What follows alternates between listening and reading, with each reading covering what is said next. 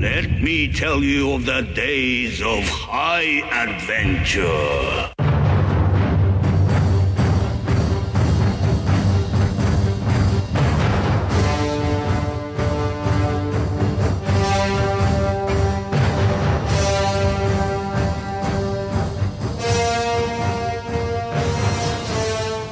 Hey, what's up, everybody? I'm John. And I'm Kevin. And this is 6 Degrees of Schwarzenegger, the podcast where we take a long, hard look at some of our favorite action movies from the era. You know who we're talking about. Schwarzenegger is the icon of the genre, and we're taking a deep dive into some of these 80s and 90s cult action movies and breaking them all the way down.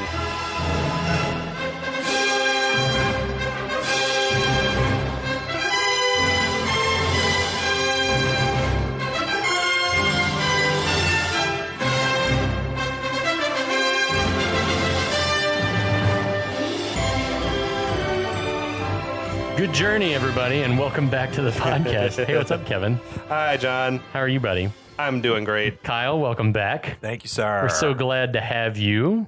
Welcome to our listeners on the Last of the Action Heroes podcast network. Yes, indeed. If you're listening to us there, it's great. If you're listening to us on our own feed, go check out the podcast network. They have offerings on Dolph Lundgren movies like this one.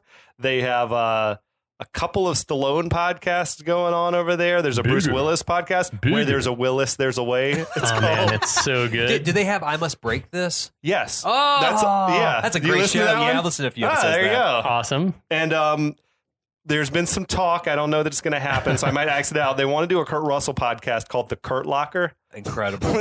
I like it for the name alone. I'm in. And I want to talk about Tombstone.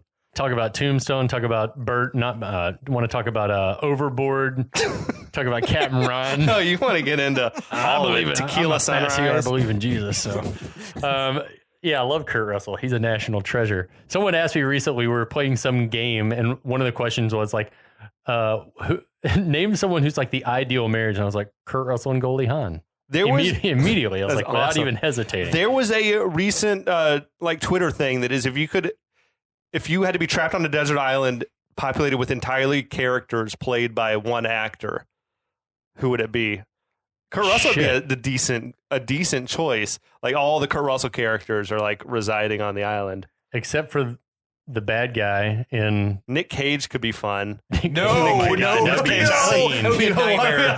nightmare. Fever Dream. What were you about to say? I was going to Tarantino in Guardians 2. Oh, I was thinking Tarantino movie. Stuntman Mike. Yeah, that would not be great. Anyway, we're not here to talk about Kurt Russell. We're here to talk about something much worse, and that is Masters of the Universe. I want to talk about, before we get to the plot, what are you guys like personal history with this movie? Mine? Both of you.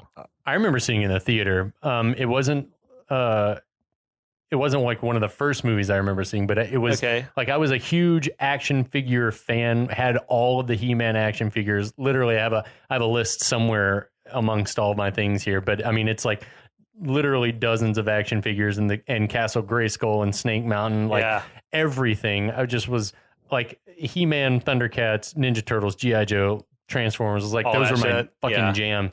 And so I remember when this movie came out, just it wouldn't have mattered. It could have been 10 times worse than what Canon did, and I still would have probably loved it. Yeah. So it's nothing but fond memories. And even when I watch it now, for all of its flaws, again, like for what we said, it's like it's eminently watchable and a lot of fun for me. Yeah, it was the first movie I ever saw in the theater. I think, what did it come out in 1987? So, summer of 87, I think. I was 4. Oh, wow. That's awesome. But my uncle, Paul, who was a big nerd, he took me to see it, and I brought my He-Man action figures with me. I had He-Man and I had Faker. I think it's Faker. It's the blue one with the recording device in front of him. He's like the robot He-Man, and with like orange hair and stuff. And like I remember the guy at the ticket counter was like, "Whoa, this guy's ready for He-Man." Yeah, absolutely. That is young to even have a memory, so it really stuck with you. I can't believe it stuck with me as long as it has. That's awesome. Yes, I saw it in the theater, and it was. What's funny is that came out the same summer as Superman 4: The Quest for Peace. Yeah. And the I Canon think double classic. The Canon double dip. And I don't think I saw that in the theater. I think I saw that on video right afterwards, or whenever it was on TV, and almost immediately afterwards. Yeah. And they both have the thing that stuck with me most about these movies are physical impairments that happen to people in the movies. Yeah. And so, but yes, I have all the He-Man figures, and my favorite one of all was the one who was like the mosquito guy. You press a button and all the blood comes down. Yeah. Remember that guy? Yeah. He was one of Hordak's Hordak from She-Ra. Yes. And that was another thing. Like, maybe we'll get into some He-Man lore later, but that was another thing from my YouTube deep dive is that like Hordak was in the Legends universe of He-Man. Like Hordak was like Skeletor's mentor, his master. Yeah. Was he the main villain in the She-Ra? Yeah. Hordak was the main villain in She-Ra. So I didn't see this movie until 2021. Wow. I love that. I know. That's so it great. should have been right up my alley, but it was, I don't think my parents were taking me to see movies that weren't like full on kid movies in the theater at that age. It was like a lot of what Land Before Time and American Tail or whatever, shit like that. Now, Dad at home, one of my first memories in my life was Dad letting me watch Conan the Barbarian on TBS or whatever and being like, don't tell your mom I let you watch this. Oh, Steve. Because that's even the TBS version had to still be pretty damn violent. Yeah. And orgies and stuff going on in it or whatever. But yeah, I didn't. So I was a He-Man fan. I mean, I had maybe not as many toys as you guys had, but I had Battle Cat and He-Man, and I think I had the Castle Grayskull and some of the others too. And I loved the cartoon, but like, it's not as burned into my brain as much as maybe like Teenage Mutant Ninja Turtles and G.I. Joe were.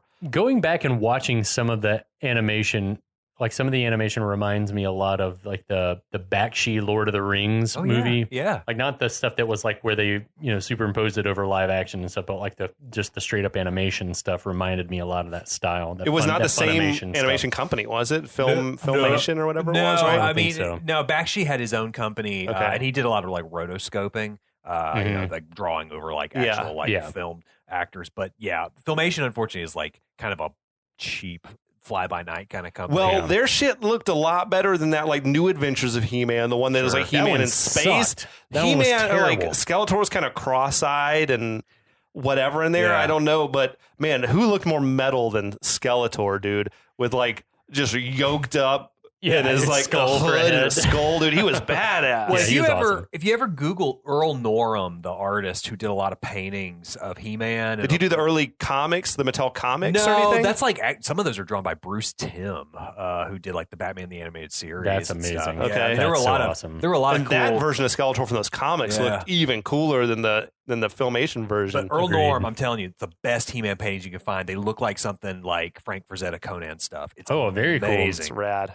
So in the last episode, we have our good guys have like all come together now. The Earthlings and the Eternians are on the same page. They're trying to stop the bad guys from taking over Eternia, led by Skeletor. Skeletor's got Evelyn.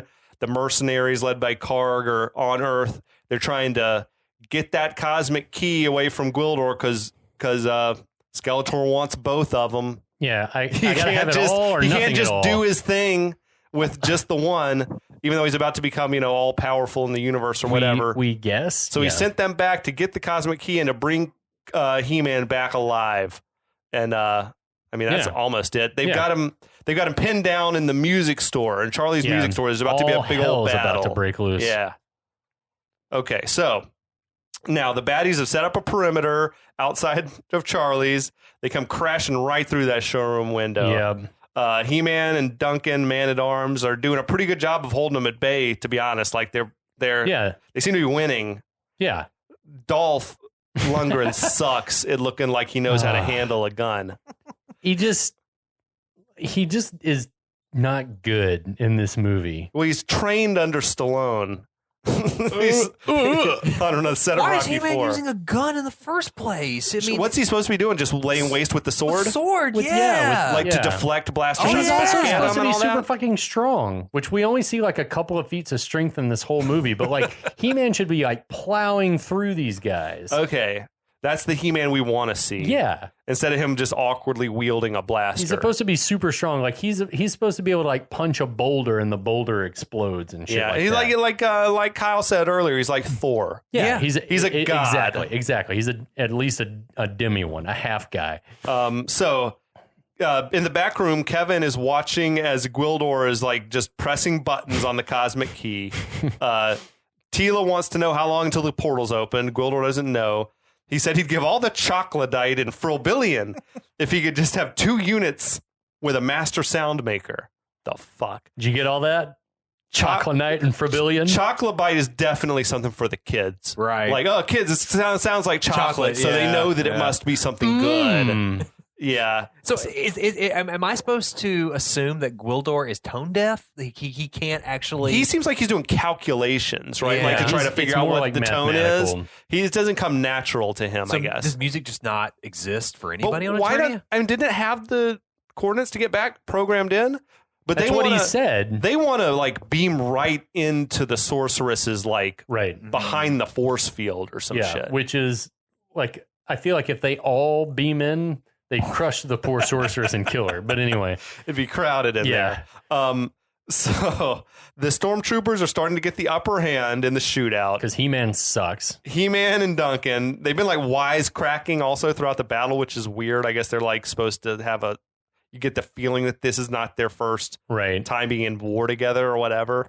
But Duncan takes out a grenade and tosses it. It looks like a Nazi grenade. Yeah, dude. Like it's like straight up. That potato masher grenade that the Nazis used to use. It was a leftover prop from a war movie, I'm certain. For sure.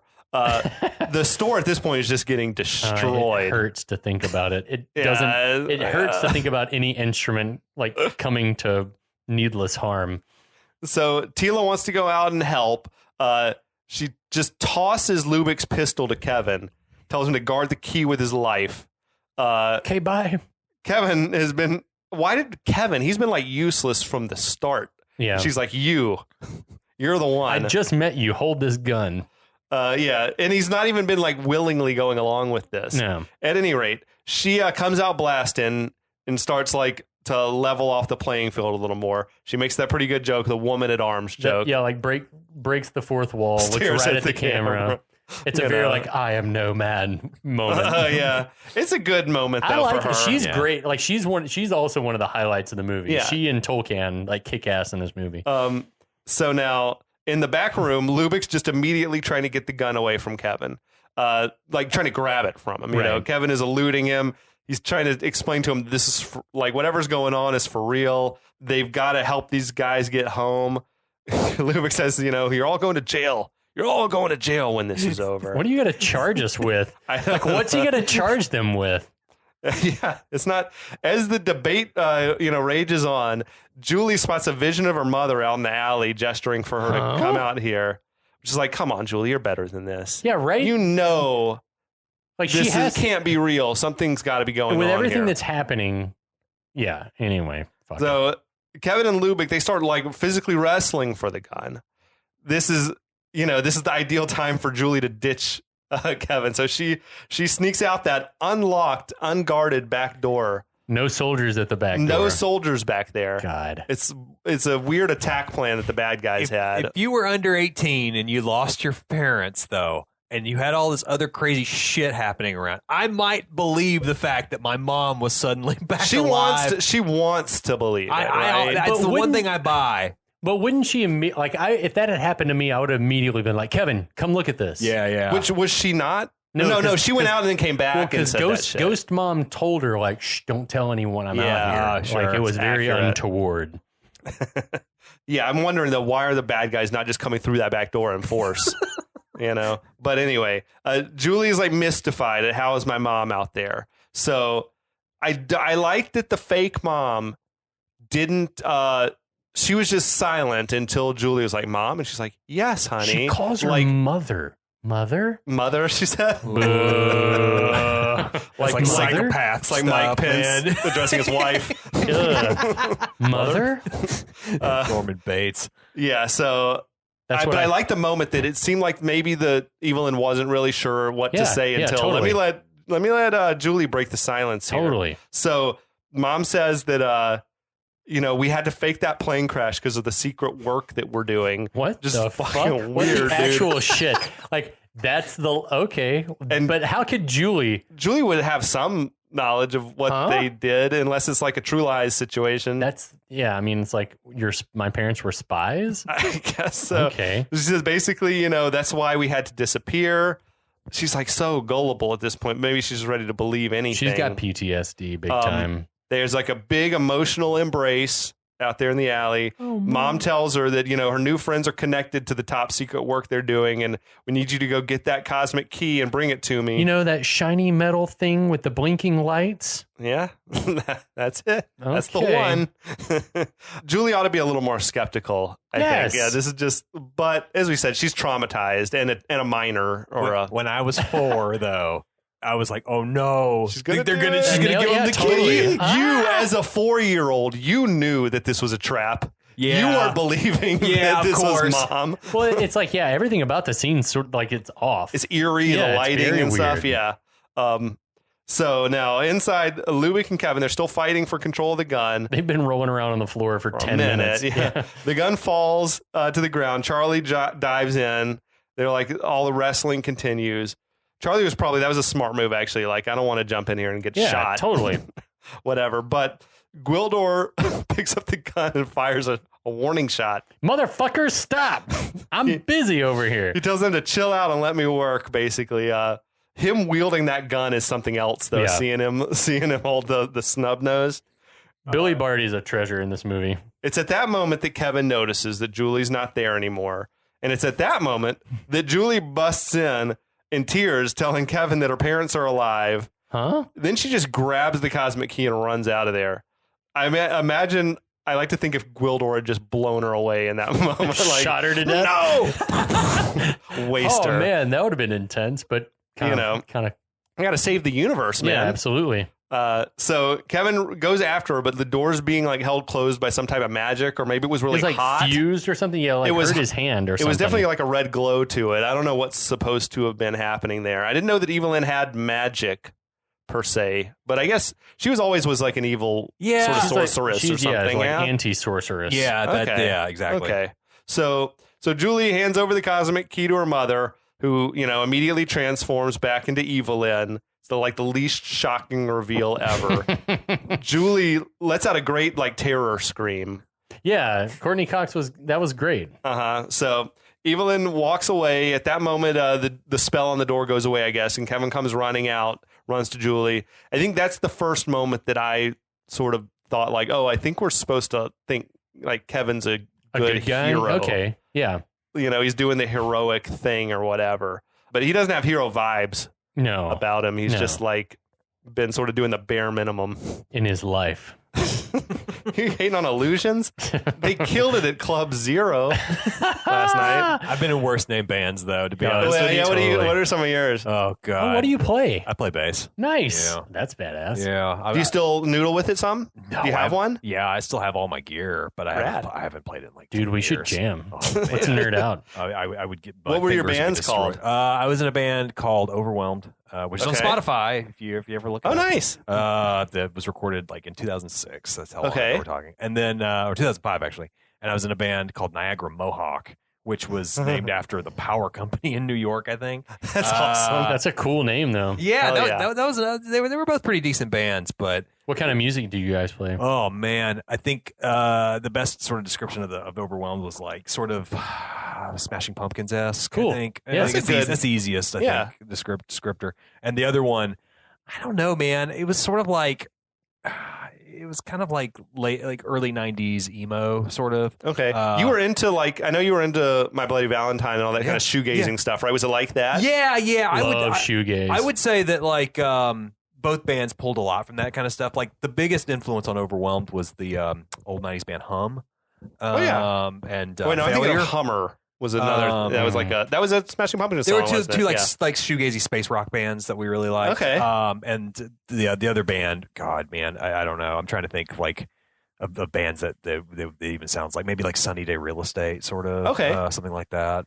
Tell Kyle about Lady Parts. One of his projects. I call him Bandrew when I refer to him to some people, but he's been a guest on this show many times, and he and I back in Houston had an act where we would just play like 80s and 90s girl covers. Oh, nice. So we put like Britney Spears and Shania Twain and like the Bangles and like Very anything, cool. but it was like it has to be from 1980 to 1999, and yeah, we had a lot of fun. It was a lot of fun. It was just the two of us in a drum machine and keyboard, guitars. I like it. I love the premise. It was a lot of fun. But now there's a show called We Are Lady Parts about like some Muslim girls that are like in a rock band or something. Oh. That I need to check out and also sue for copyright infringement. Get your lawyer on the phone. Exactly. I'll take us back to Masters of the Universe He-Man? now. Sorry. No. This is what we love. I like getting absolutely. on the tangents. Back at in whatever town they're supposed to be in, any town, USA. Exactly. Somewhere deep in California. What is that Disney? What's Disney World's like little town? The American town. You know, it had a name, right? Something Frontierland? No, it was something that was shitty. thing. It was called something USA. It was like I don't think it was Any Town USA, but it was something like that. So back in the movie, all the baddies are starting to fall back.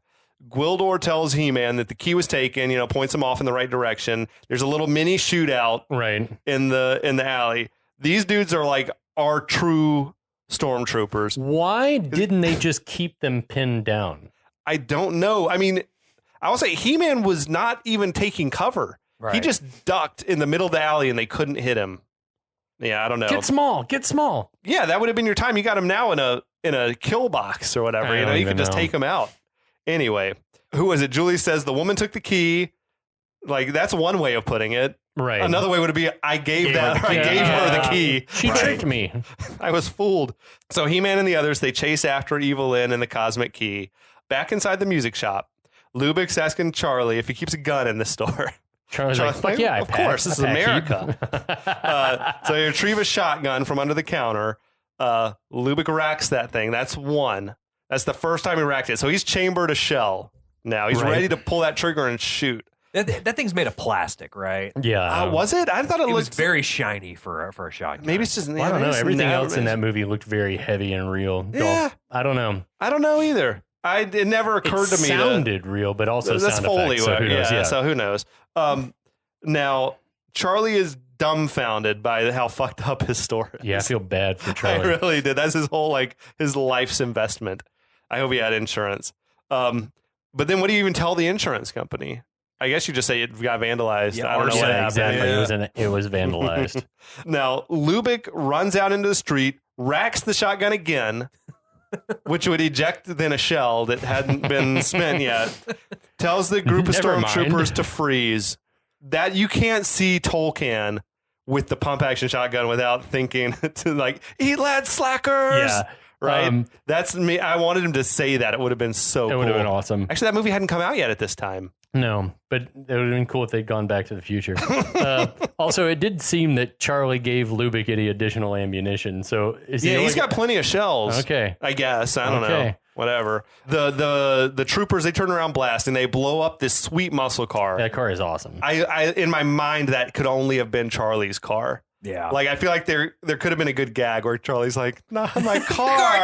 Everything. But they maybe they didn't have time to film that because it just seemed like that had to be Charlie's car and his life my is just store, my car. So the baddies have all regrouped now. Evelyn says they're ready to transport. She's going to signal Skeletor using the cosmic key. This makes How does she know how to do that when fucking Gwildor don't? Yeah, I mean, I guess it was we'll just activate it when we're ready for you to send the rest of the army. But how does he couldn't know if it was the good guys or the bad guys activating unless there's a way to send a text message or something with the thing. No one knows. None of it makes sense. It's fine though. The finer points of cosmic key use are lost on us. So as He-Man and the rest, they continue chasing after, a huge portal opens right in the middle of the street. It's a door, a big door. Gwildor. That's your impressions for this movie are on point. Thanks. It's because a lot of years of watching it. I know. I'm a loser. No, man. I mean, there's movies I've seen 100 times probably. A big door. So the good guys, they run down an alley to hide. as a huge army starts marching through the portal. They're followed by these soldiers on like flying hoverboard shit going on. Skeletor's like piloting some type of a command ship. And it looks like that thing's like its sole purpose is a flying throne for Skeletor. Right. It's kind of rad. It just is like motherfucker's a sitting duck in that thing. It reminded me a little bit of Jabba's whatever he had. Yeah, it definitely looked like the sail barge. Yeah, definitely. Sail barge, nice. Yeah. So Skeletor calls Evelyn on the radio, which I didn't know they had radios either, but it's like it's all good, whatever. Evelyn says she's got the key. The humans are weak and easily fooled and controlled. I think she's probably right about that. Yeah, Actually, it was what we've seen over the past like decades. But Skeletor interrupts her to ask about He-Man. Enough of that bullshit. Where's He-Man? Yeah, he's obsessed. Yeah. She confesses that He-Man had escaped. Skeletor sends his hoverboard goons, which they're called the Air Centurions. That's after pretty cool. He-Man, yeah. Those effects are so bad. Horrible. Yeah. Absolutely They're awful. like motionless little action figure like miniatures, I guess. Well, yeah, it's either that or it's still photos taken. Yeah. And it's someone like crouching. 'Cause they just never move. Yeah. It's even worse when old Dolph gets on one. Oh yeah, dude, I was gonna say like we ain't seen nothing yet about how bad it's gonna get. Yeah, it's just the tip of the iceberg. So there was this kind of cool like vertigo shot in the alley. I don't know if you guys noticed. It was like I'd never seen a crane pull out vertigo shot where it was like, you know, the alley sort of seemed to stretch out as they were running down and whatever. It was a pretty dope shot for our boy Goddard. I got to give him some love where I can. I know. Yeah. You know. So as the Air Centurions attack, He-Man blasts one who just explodes. Right. Which would have been like almost the only time in the movie that you get the impression that it's a robot and not a human in armor or whatever. It's almost like a producer note was finally took at some point. Make one explode. Oh, they are robots. Okay. Yeah, totally. You can't say they're not robots. Yeah, you can't prove that. But the good guys, they bust down the door into whatever, a staircase, I guess, in the alley. They're taking shelter inside.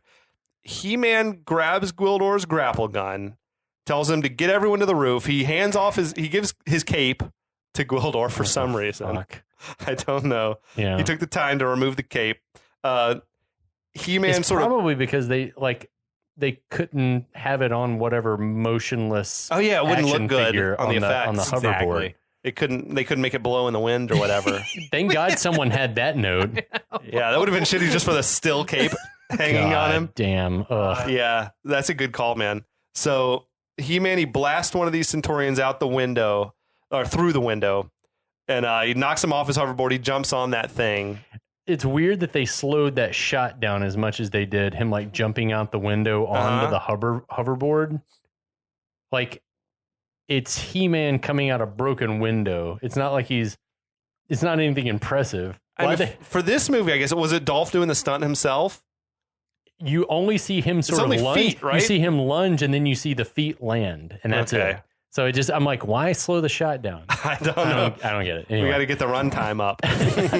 Slow it down. Maybe. We talked about on Over the Top, if you had all those arm wrestling scenes play out in real time instead of slow-mo, the movie would have been like 20 minutes shorter. And it was already like 86 minutes or something. It was long. cooking. Yeah, it was cooking. Another canon trick, I guess. I love it, man. It's weird. Yeah, I don't know how. It makes me wonder how the hoverboard works. Like, that. If you're a robot, I can see how maybe you're like wired into it or there's some connection, but then it just seems to do whatever He-Man wants it to do. Yeah. Which is, maybe it's like a Segway where you shift your weight around. And that's what I assumed. Me too. But I was so distracted by how fucking awful he looked on it. It looked, it's hard to watch Dolph on the thing, him acting on it. Oh, when you mean the shots that are live? Dolph when he's like just standing on the roof of a truck or something? It looks like Styles. It looks like he's uncomfortable at how fast whatever he's on is going. It's like it's going too fast, and he looks scared. He's like, he's got like the wind in his eyes, probably too. Yeah, those shots as you mentioned, they're just the worst. It's the worst looking thing in the movie. It's clearly like a little miniature figure. Like it's not to scale. He's got like an oversized head. Kind of. I don't know. They could have used just a He-Man toy and it would have at least been funny or something. This has just looked weird. That would have been awesome. Yeah. Dude, I was watching the Toys That Made Us on He-Man again recently, and the dude who sculpted like the original prototype of He-Man said that they had some physicist or something like sort of look at the thing and said if he is 6'1" and had the proportions of the action figure, that he would have weighed like 700 pounds or something. Imagine the cardiovascular health like of that thick, guy too, thick man. boy. He was just huge. Imagine each of your legs probably weighs 150 pounds or something. Like Scott Steiner, one of the Steiner brothers. Those dudes are pump. Those guys are incredible. Now, Evelyn and her minions, they're returning to their ship with the key when He-Man attacks from the air. And he's a crack shot all of a sudden because he is mowing dudes down from the moving like hoverboard thing. Okay. Just what I want to see. He-Man shooting more guys.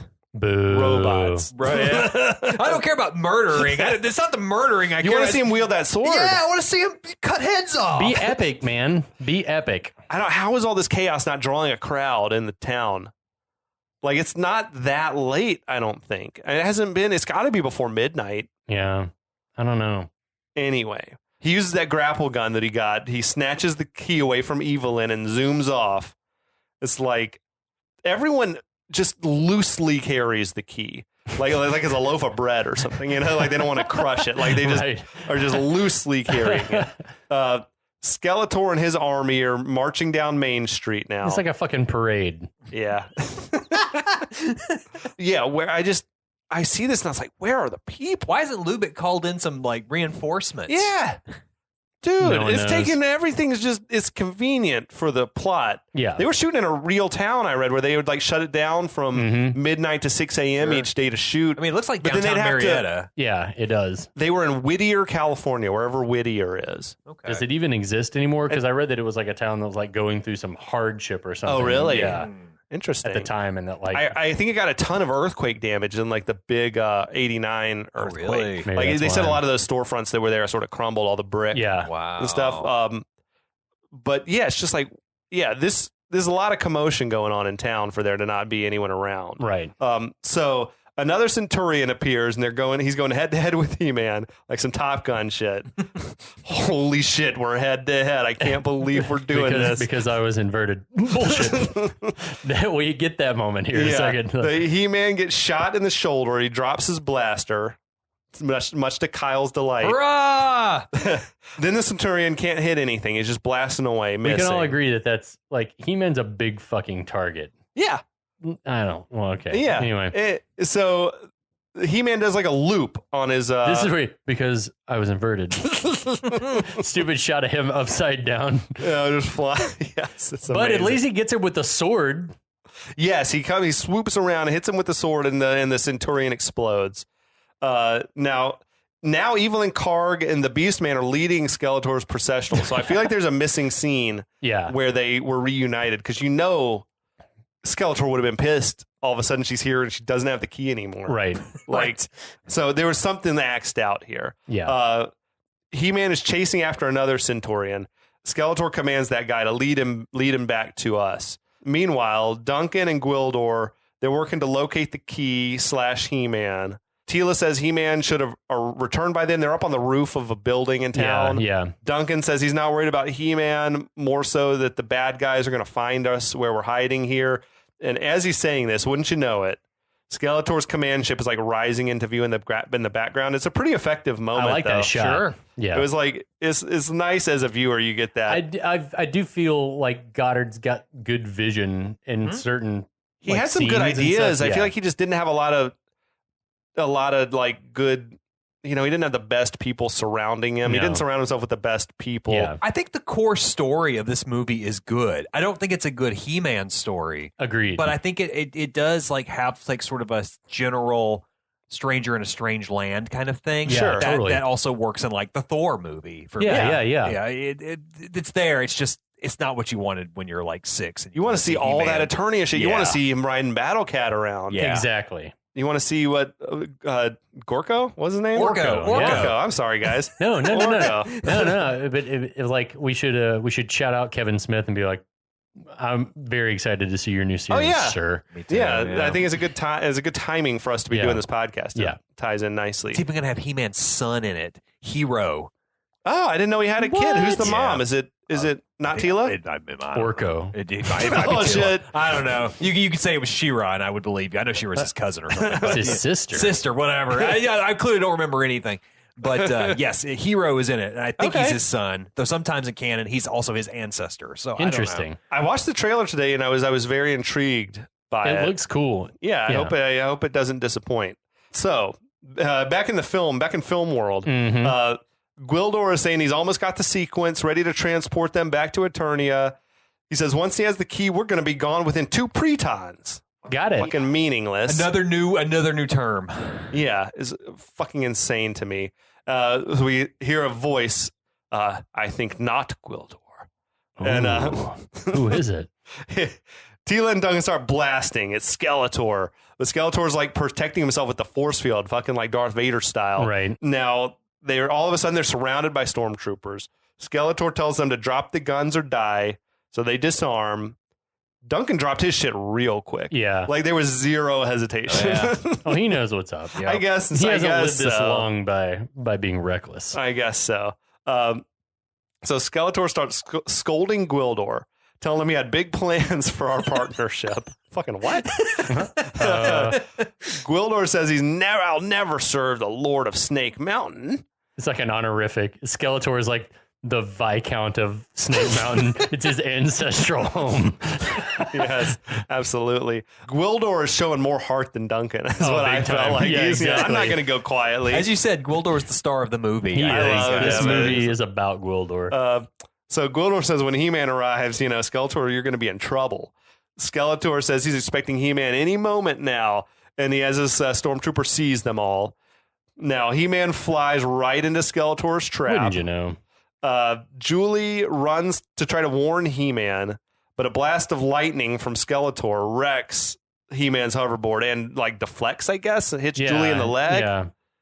I love she like full on Admiral Akbar. It's a trap. It's a trap. Well, Skeletor has Sith powers, basically. It seems poison, lightning, electricity powers. I like it. It's gold. You can't say we ripped it off because it's gold, not blue. Mm-hmm. It was gold. It was purple in the version I saw. Was it purple? No, it's purple. No, it's gold. It's gold later. My bad, guys. It's gold later. Yeah. It's gold after he becomes what we think is a master of the universe. I thought they touched up the lightning at some point. I've always wanted it to be purple. No, I'm sure I'm backwards. I'm going to trust you guys. Oh, it's all good. It doesn't matter what color his lighting is. It wasn't blue.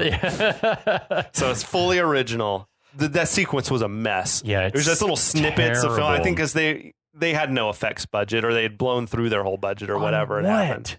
I don't know. It's a good question because this was like the most expensive movie canon had ever done. That and Superman 4. They did them back to back. I don't understand. I would love to see the line item, and I know it's fudged, but I would love to know what they spent them. Was it on renting the town? Production was 5 months long on this. That is long for any movie, much less this movie in this era. But I think it was because it was night shoots. Yeah. So they had these like limited number of hours that they had access to the town. Like he said, basically we had it from 9 until 6 a.m., but it would take 3 hours to set up, and we had to break down everything every single day because we couldn't just leave our cables in the streets and stuff like that. And so it would take us until midnight or 1 a.m. to shoot the first frame for the day. God damn. And it's like, this is fucking, why didn't you do this shit on soundstage or on the back lot? Yeah, exactly. I don't know. I don't either. But it was just it was a money pit of a movie, apparently. So He-Man, he's dropped the cosmic key in the crash. Skeletor like zaps it with his lightning. And so now he's got the only working key. Right. He-Man pops up. He starts just whipping ass. This is what we've been waiting for the whole movie. This is some of the only real feat of strength type fighting we see from him the whole time. He's throwing dudes around and like doing that thing where everyone piles on you and then you go like, rah! And you fling everybody off. We love it. Yeah. So Tila and Duncan, they get back in the fight now too. They're quickly subdued. Skeletor is cackling in delight, which I do. I love a happy Skeletor. Yeah. Skeletor orders He-Man to stop fighting or he's going to kill the other good guys. So He-Man goes along with that. Now Skeletor tells him he'll spare the other guys' lives if you become my slave, or I'll just kill everyone right now. Or perish with him on this primitive and tasteless planet. Nicely done. It's like, where does he get tasteless from? Like, he's been here for 10 a minutes? minute. Judging Kevin and exactly. Julie very hard. And he's not wrong, I don't think necessarily, but it's just it was an unnecessary burn. Right. But that's where Skeletor gets his jollies from. So He-Man throws down his sword. That's the line. I can't let innocent people die. That is when my partner walked out of the room laughing. That was a bridge too far. Yes. Like, this isn't enough. I love that Teal's like, no.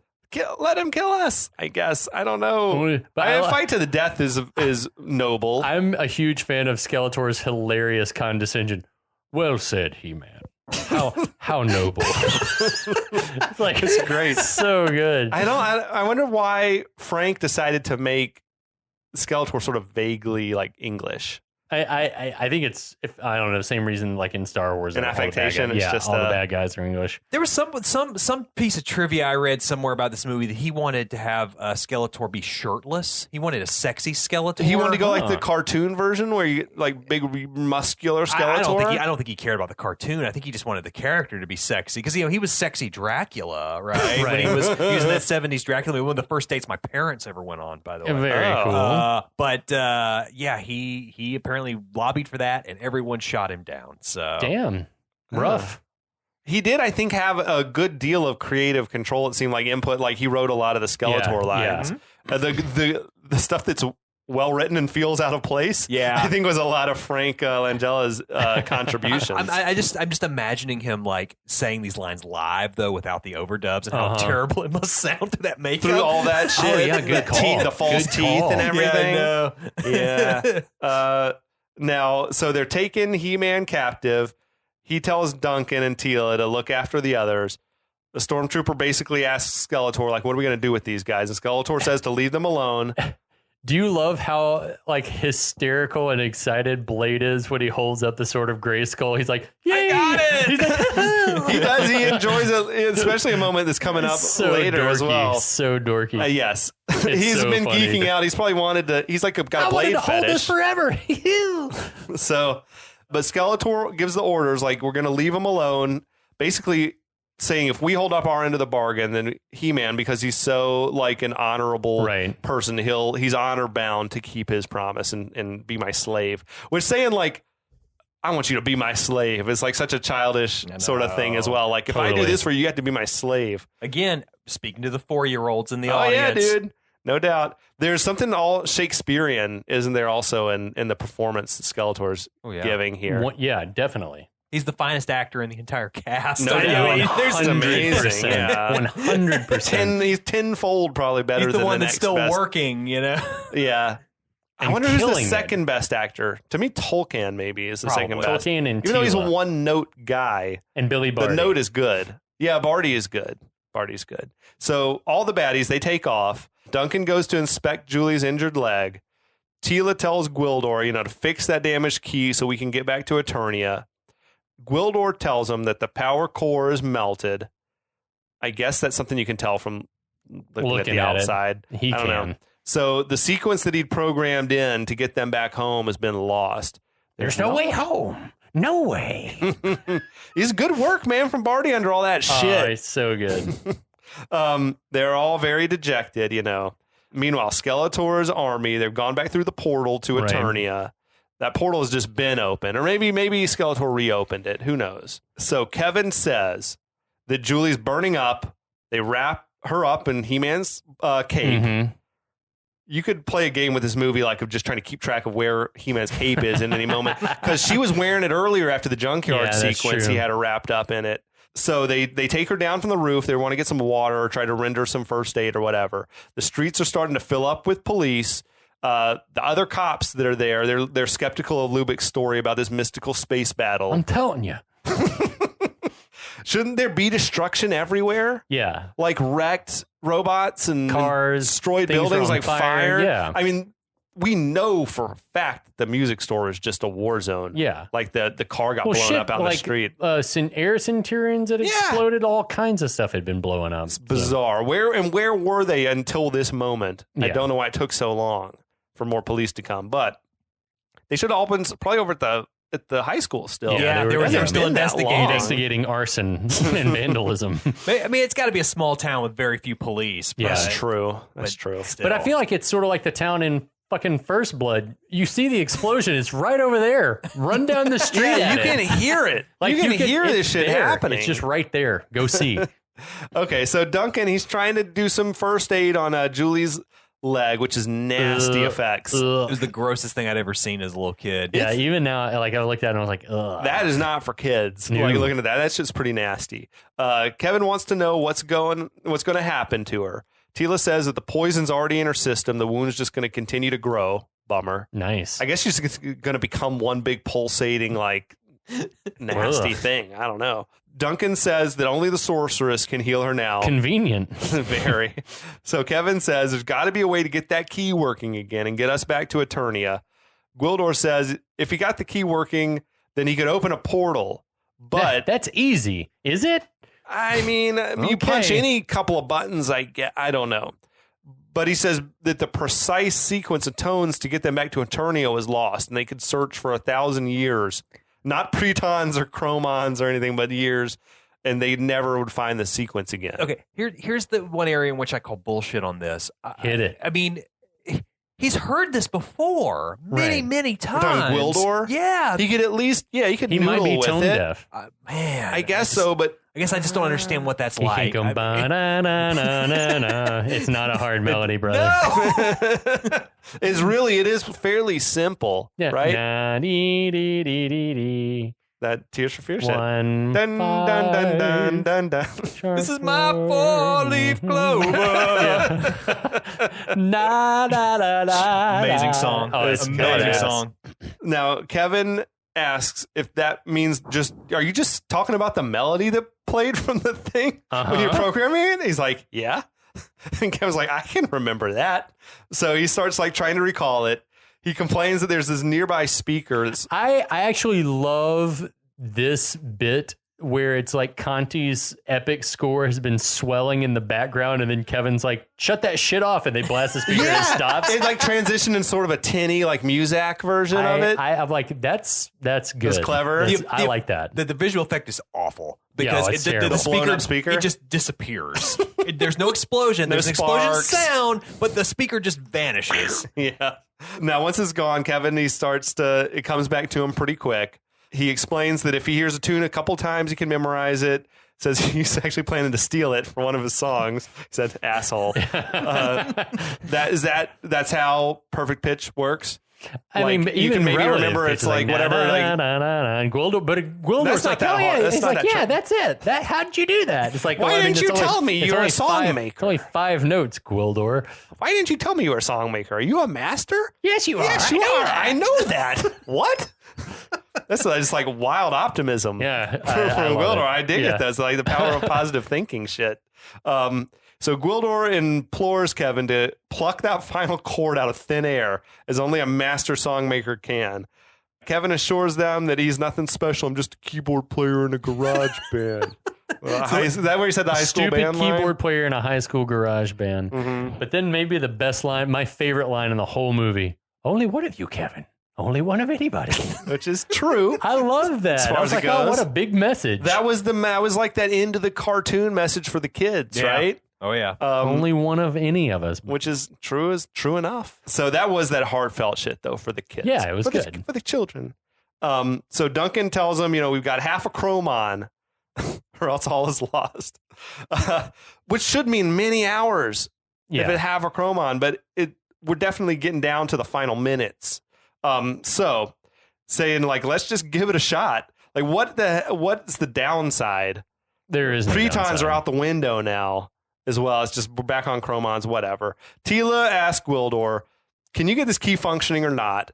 Gwildor lists out the components he needs. This is the best and worst part of the whole movie. I need a Bosonic tesseract. Okay. I need an octode rectifier and something to generate the tones. As luck would have it, they just have all that shit on them. Awesome. Tila's got the fucking Tesseract Velcroed to her arm. Yeah, I've got that right here. Lol. Duncan like pulls one out of his hip pocket or some shit from underneath his armor. It's just there's a big fucking eye roll to me from this moment. Agreed. It's like what This is that? like let's get this in game rolling, man. It's one of the hokiest like Deus Ex Machinas I can recall in any movie. It's like it's borderline comedy. I keep a Sonic Tesseract Velcroed to my shoulder. Yeah. Why didn't you say so earlier? I've got one on me. All day, every day. Yeah. Anyway, so there's hope. Well, that Kevin like runs into the burning, demolished Charlie's music store. Oh yeah, he's gonna go back and got to get one of those keyboards, a remaining keyboard. Man, he's going to loot the store. If you think about it. Where's Charlie? I don't know. He's probably somewhere crying, dude. Calling his insurance company. Sweeping together the remains of his life. His empire's crumbled. I think that'll wrap us up for this episode. Oh, man, our lead into the exciting conclusion. That's awesome. Dude, this has been the penultimate episode. Hey! do you think you'll say the catchphrase this time? I want think it. so. We got to have it, man. Yeah, definitely. We'll be able to leave here in a minute. So we hope you'll be back next week, and we'll take you the rest of the way home. All right, boys and girls, good journey. Good journey. Good journey. And we'll be back.